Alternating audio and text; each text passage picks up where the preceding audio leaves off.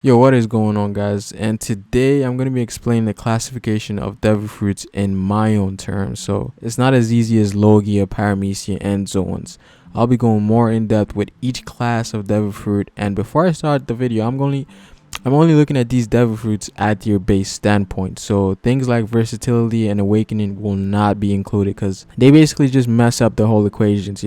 What people are doing with devil fruits nowadays is just like, what the fuck. But yeah, I'm only going to be measuring these devil fruits by their base ability. Now I'll start with the Logias. Now Logias are devil fruits that let the user transform into natural elements or forces of nature, and it's also known as the strongest out of the three classes due to its ability of giving the user intangibility. So that means you can only hurt these guys unless you're a hockey user or you have a specific counteracting force to your devil fruit, such as sand and water. The majority of the times is water, but there's sometimes you can get like Mazellan's poison and Mr. Three's wax, which is like, I wouldn't say it's a nerf, but it's a counter. Now the solid Logias, these guys are mostly like, they're the most physical out of the four subclasses. And like, even without hockey, you're capable of fending off their attacks due to its physical nature.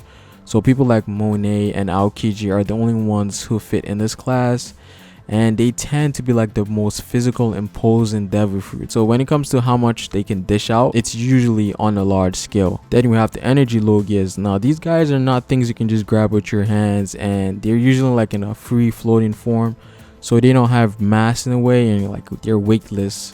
So the three people that come to mind are Kizaru, Blackbeard, and NL, and they tend to be somewhat fast with their devil fruit. Excluding Blackbeard, because Blackbeard's Yami Yami no Mi is like a special devil fruit. So, but yeah, these devil fruits, they're essentially like, you can't interact with them in a physical way unless you have hockey. Yeah, you definitely need hockey for these type of Logias, and they tend to be like the most hacks out of the other classes. Then we have the gaseous Logias. Now these are basically Logias that come in a state of gas. Pretty much self-explanatory, but they're a lot similar to energy Logias in a way, but these guys have physical boundaries to some extent. Their attacks can become solid if they condense it enough. And three users that come to mind are Caesar's gas devil fruit, Sabo's Marimari no Mi, and Smoker's smoke devil fruit. Then for the last class, the liquid Logias. Now I say liquid, but it's not really liquid. It's more like in a state of like a slime thing, like soup. But yeah, these guys are usually in a state between liquid and solid for the majority of them anyways.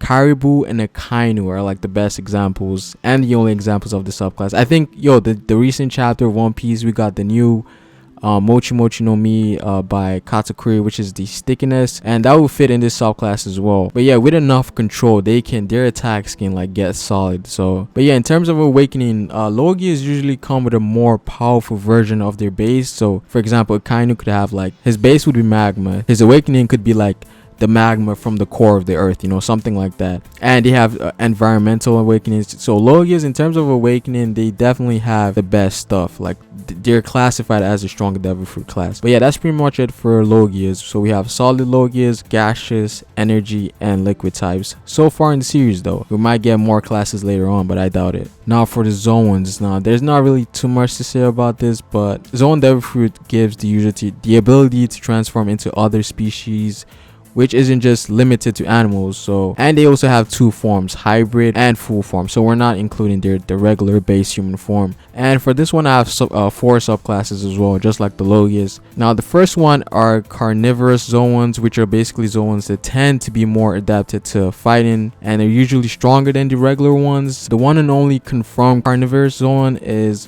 Rob Lucci, and I also think people like Doberman and Jabura might be also in this subclass. Now the thing with the carnivorous zones subclass is that it can also be in other classes in a way. So an ancient or a mythical zone could also be considered a carnivorous zone as well. So it's technically a subclass for zones. Then we have the regular zones. Again, self-explanatory. These are just the regular stuff. A bunny zone would be like a regular zone. They don't have any fighting capabilities like the carnivorous ones, and they're just regular zones, and I think they're the lamest out of all the zones. But then we have the ancient zones, which are like the more rarer versions of the zone class. And these devil fruits allow the user to turn into creatures that are ancient or extinct. So for example, things like pterodactyls, dinosaurs. Here are things that could be considered to be like, ancient or extinct. So, and a lot of people think dragons too, like they can be classified in the ancient class. So now the two users that come to mind are X Drake and Jack. Jack being the mammoth and X Drake being the T-Rex. And just like I mentioned before, Drake could also be identified as a carnivorous zone as well as a ancient zone. So he's like two subclasses. Then we have the final and the strongest type of zones, the mythical class. These are known to be like even harder or rarer than the Logia devil fruit. So now this class allows the user to transform into mythical creatures, so basically things that don't exist or you hear in myths. So something like a dragon or a chimera, they would definitely fit in the mythical class. And apart from granting the user the regular stuff zones have, like increased durability, increased physical capabilities, they also come with a unique ability. For example, the two known mythicals in One Piece are Sengoku's Buddha fruit and Marco's Phoenix fruit. Now both of these have abilities you never see in other zone classes. Marco has regeneration and Sengoku can seemingly produce shockwaves just like a Whitebeard. But yeah, the mythicals, they're definitely the strongest, and I think Kaido's right hand definitely has a mythical. I don't think Jax is like the right hand. But so in the zone class, we have carnivorous, ancient, mythical, and people sleep on zones, man. I'm telling you, I have a video coming down for X Drake. You guys will see that soon. But yo, once Oda can show like what these zones do, it's gonna be crazy. And I think the awakenings for ancient and mythical are different from like the regular zones. So we'll just see how that pans out. Then we have Paramecium. I left this for last because of how diverse it is. Now I'll try my best to explain, because Paramecium, bro, they're just like, they're all over the place. It took me hours like just putting them in subclasses and shit. But yeah, let's just get on with it. Now for the Paramecium class, we have 6 subclasses, yo. We have physical enhancers, physical manipulators, producers, projectors, enchanters, and alternates. 6, man. That's how troublesome these Paramecium devil fruits are. Now we start off with the physical enhancers. Now this class will actually change the body of the user, giving the eater the ability of a known substance or material that exists, natural or artificial. So basically these guys are like their respective elements from head to toe. The 2 clear-cut examples are Luffy and Dow's bones. And also these abilities are mostly seen as passive abilities, which means they don't have to activate their ability for it to work. So Luffy and Dow's bones always have their ability active at all times, except they get like sea stone cuffs or something like that. Then we have physical manipulators.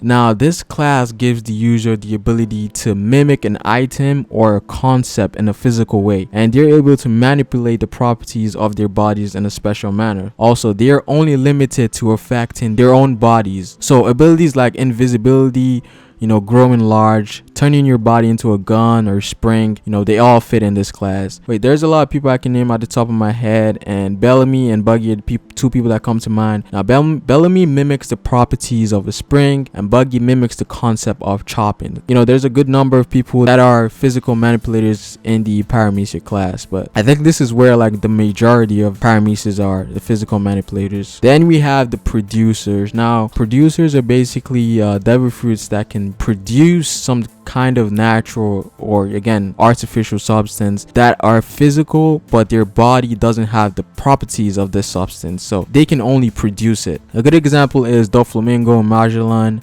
They both can produce their respective abilities, but they can change their body to it. But these guys, like, I think they're usually like the strongest in the Paramecium class, and sometimes people confuse these guys with Logia devil fruits, like Mazalon. Like a lot of people still think to today like he's a Logia class devil fruit. Then we move on to projectors. Now these are basically producers that can produce concepts or a special substance that doesn't exist but comes with a special effect. Now this is probably the hardest to explain, but I'll just try my best. Now what they produce are not physical in nature, but I'll give 3 examples: Blueno, Whitebeard, and Law. All of them fit in this class. Now Whitebeard produces and controls the concept of quakes or vibration, and these quakes comes with the effect to destroy. Again, Blueno produces the concept of a door, and the door has the effect of like taking him wherever he wants to go. Law produces the concept of a room, and this room gives him the ability to manipulate everything within it. So these guys are like basically the hacks versions of producers. I can think of other people as well, Perona, Foxy, Boa Hancock, just those are just people I can list at the top of my head. But yeah, these guys, they tend to be like really hacks Devil-Fruits in the Paramecium class. Then we have enchanters. Now enchanters can control and use a concept. They can't produce the concept, but they have the power to use it. So people like Big Mom can't produce souls, but she has the power to manipulate it. Moria is the same thing with Moria. He can control shadows, but he can produce them. But yeah, most of these guys need physical contact. This is the enchanter class. Then we have the last one, alternates. Now alternates are basically people that fall into 2 or more subclasses I just listed before. So these are just Devil-Fruits that Oda made up. So things like Kelly Funk's jacket fruit, Wapole. It's basically Devil-Fruits that have no real definition, to be honest. Like, knowing Oda's creativity, there's definitely some Devil-Fruits out there that have a class on their own. Again, I'm not including versatility and awakening. Some of these Devil-Fruits could also classified in other subclasses, but one of the reason I made this was because Devil-Fruit users that are in the same class might have the same awakening. So Daz, Bones, and Luffy, they might have a similar awakening here and there, unless Oda wants everybody's awakening to be, unique to the user. But yeah, I think it would be best if everybody's awakening is just different, because except, the zones, I think they're going to be relatively the same, except maybe the ancient and mythical class. But yeah, like the video if you liked it. Do you agree with it? But anyways, comment down below what you think. It is Ferro, and peace out.